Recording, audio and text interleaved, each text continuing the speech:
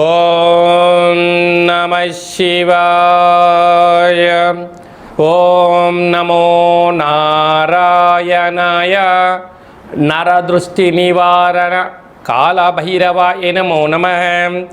ఓం దిగంబరాయ విద్మహే హంసవాహనాయ ధీమహి తన్నో కాళభైరవ ప్రచోదయాత్. హరి ఓం.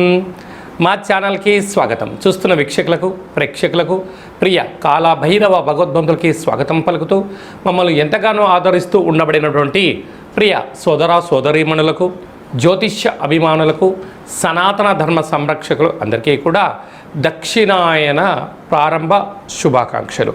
దక్షిణాయనం అనగానే సకల దేవతల యొక్క ఆరాధన, సత్ప్రవర్తన, జీవన విధానంలో మనం ఏదైతే అనుకుంటామో దేవతారాధన చేయడం వలన అనంతమైన శక్తి కలిగి విద్యలో, వృత్తులో, ఉద్యోగాల్లో, వ్యాపారాల్లో అనంతమైన విజయం సాధించడం కోసము చాలా ముఖ్యమైన సమయంగా భావించగలగాలి. మనకు 16/6వ నెల 2026 నుండి 30వ తారీఖు 6వ నెల 2026 వరకు పుట్టినటువంటి వారందరికీ కూడా ముందస్తుగా జన్మదిన శుభాకాంక్షలు. గతంలో వివాహం చేసుకున్న వారికి వివాహ వార్షికోత్సవ శుభాకాంక్షలు. ద్వాదశ రాశుల్లోని గ్రహ గమనాల్ని ఓసారి పరీక్షిద్దాం. మేషరాశిలో కుజుడు స్వక్షత్రకారకుడు, మిథున రాశిలో బుధాదిత్య రాజయోగం, రవి మరియు బుధుడు స్వక్షత్రకారకుడు, కర్కాటక రాశిలో 12 సంవత్సరాల తర్వాత దేవగురు బృహస్పతి ఉచ్చస్థితి సంచార స్థితి మరియు శుక్ర సంచార స్థితి, సింహరాశిలో కేతు సంచార స్థితి, కుంభరాశిలో రాహు సంచార స్థితి, మీనరాశిలో విశేషంగా శని భగవానుని సంచార స్థితితో ద్వాదశ రాశుల్లో గ్రహ గమనాలు ఈ విధంగా ఉన్నాయి. మీనరాశి వారికి ఒకవైపు ఏలనాటి శని మధ్యమ సంచార స్థితి ఉండగా, 2వ స్థానంలో కుజుడు స్వక్షేత్రకంగా ఉన్నప్పుడు కుజదోషం ఉండినను, అర్ధాష్టమ రవి దోషం ఉండినను 12 సంవత్సరాల తర్వాత దేవగురు బృహస్పతి సంతాన స్థానంలో, రాశాధిపతి సంతాన స్థానంలో ఉచ్చస్థితిలో సంచారం చేయడము వీరికి విపరీతమైన అదృష్టాన్ని, ఆనందాన్ని కూడబెట్టబోతుందని చెప్పి గమనించాలి.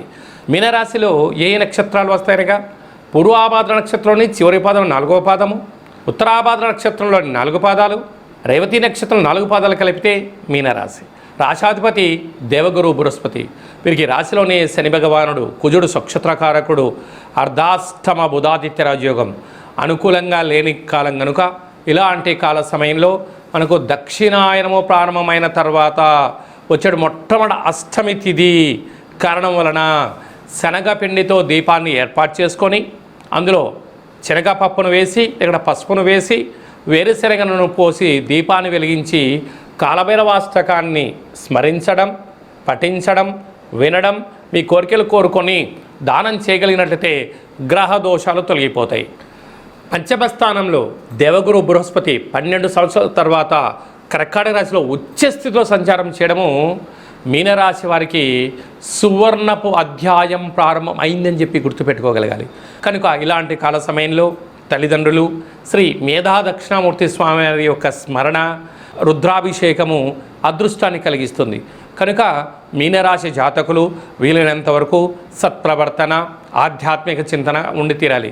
మీ జన్మ నక్షత్రం రోజున, అష్టమి తిథి ఎందున, పూర్ణిమ తిథి ఎందున ముఖ్యమైన పనులు వాయిదా వేసుకోండి.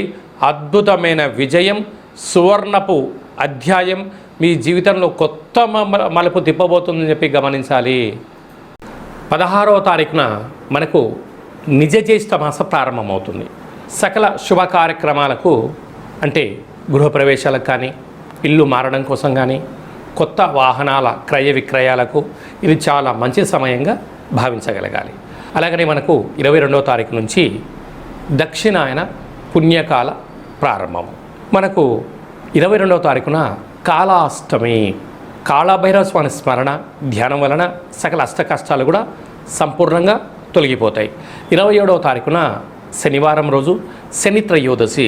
శని భగవాన్ యొక్క స్మరణ, ధ్యానం వలన అఖండమైనటువంటి అష్ట కష్టాలన్నీ తొలగిపోయి అష్టైశ్వర్యాలతో, భోగభాగ్యాలతో ఏకచక్రే మహాభోగి యోగతత్వము కలుగుతుందని చెప్పి కూడా గమనించాలి. మనకు 29వ తారీఖున జ్యేష్ఠమాస శుక్లపక్ష పూర్ణిమ. జ్యేష్ఠ పూర్ణిమ సందర్భంగా వెంకటేశ్వర స్వామి యొక్క దర్శనం, సకల దేవత దర్శనం వల్ల సకల ఐశ్వర్యం కలుగుతుంది అని చెప్పి గమనించాలి. అలాగనే మీ వ్యక్తిగత జాతకం తెలుసుకోవాలనుకుంటున్నారా? మీ యొక్క పేరు, పుట్టినటువంటి తేదీ, నెల, సంవత్సరం, పుట్టిన సమయం రాసి వాట్సాప్లో మీరు పంపించగలిగినట్లయితే 100 సంవత్సరాల జాతకాన్ని రాసి పంపించి మీరు పుట్టినప్పుడు గ్రహ గమనాలు ఎలా ఉన్నాయి, ప్రస్తుతం ఎలా ఉంటున్నాయి, భవిష్యత్తులో ఎలా ఉండబోతున్నాయో సవివరంగా సంపూర్ణంగా తెలియజేయడం జరుగుతుందని చెప్పి గమనించాలి. డేట్ ఆఫ్ బర్త్లో లేనటువంటి వారు పేరు యొక్క మొదటి అక్షరాన్ని అనుసరిస్తూ రాశిని తెలియచేస్తూ గవళ ద్వారా అనగా రమణ శాస్త్రం ద్వారా కాళభైరవ ఉపాసన చేత భూత భవిష్యత్ వర్తమానాన్ని తెలియజేయడం జరుగుతుందని చెప్పి గమనించాలి. ఈ కింది నెంబర్ని అపాయింట్మెంట్ తీసుకొని సంప్రదించగలరు. అందరికీ ఈ దక్షిణాయన పుణ్యకాలంలో అఖండ ఆయురారోగ్యాల చేత సకల అష్టకష్టాలకు స్వస్తి పలికి అత్యున్నతమైనటువంటి జీవన ప్రయాణ గమనాలలో విజయాన్ని సాధించాలని మనసారా కాళభైరవ స్వామివారిని వేడుకుందాం. ఆశీర్వచనం. శతమానం భవతు శతాయు పురుష సతేంద్రియ ఆయుష్యేవేంద్రియే ప్రతిష్టతి. ధనం ధాన్యం బహుపుత్రలాభం శత సంవత్సరం దీర్ఘమాయు. సర్వే జనా సుఖినో భవంతు. లోకా సమస్తా సుఖినో భవంతు. సర్వం కాళభైరవ దేవతార్పణమస్తు.